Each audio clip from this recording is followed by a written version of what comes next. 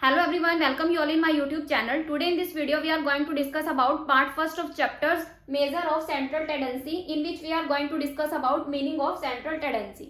Central tendency का meaning क्या है हमारे पास यहाँ पे क्या होता है, सीरीज के अंदर जितना भी डाटा होता है, क्लियर, हम उसको इजीली अंडरस्टैंड और रिमेंबर नहीं कर सकते।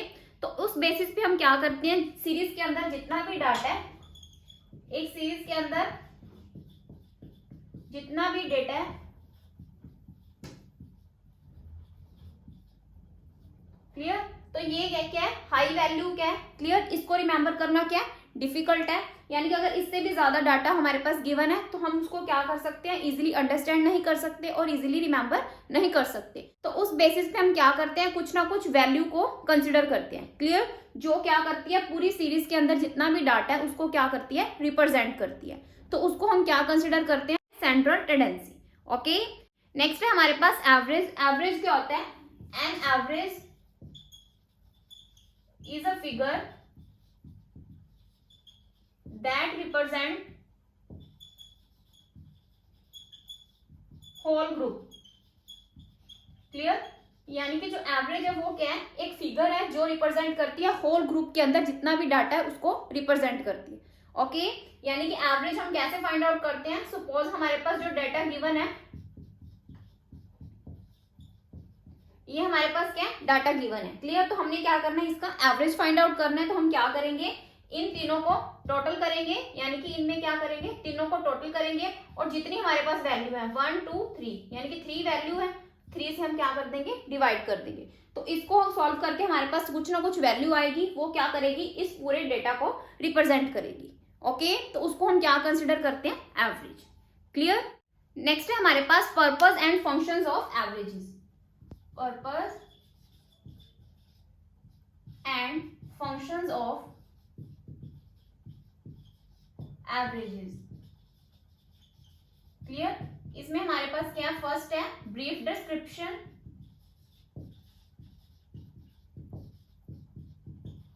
Second one is comparison, third one is formulation of policies,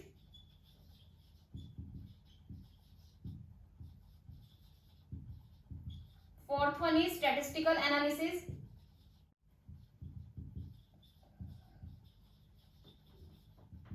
and the last one is one value for all, clear. ये हमारे पास क्या है, पर्पस और फंक्शंस हैं एवरेजेस के, क्लियर। फर्स्ट है हमारे पास ब्रीफ डिस्क्रिप्शन। जो मेन पर्पस है एवरेजेस का वो क्या है, ब्रीफ डिस्क्रिप्शन, क्लियर, ताकि हम जो डेटा है उसको इजीली अंडरस्टैंड कर सकें। ओके, नेक्स्ट है हमारे पास कंपैरिजन। कंपैरिजन का मीनिंग क्या है कि with the help of averages हम क्या कर सकते हैं, इजीली कंपैरिजन कर सकते हैं। ओके, फॉर एग्जांपल हम यहाँ पे एक एग्जांपल कंसिडर करते हैं कि जो यूएसए है, क्लियर, जो यूएसए है उसकी पर कैपिटा इनकम कितनी है और इंडिया की कितनी है, यूके की कितनी है, क्लियर।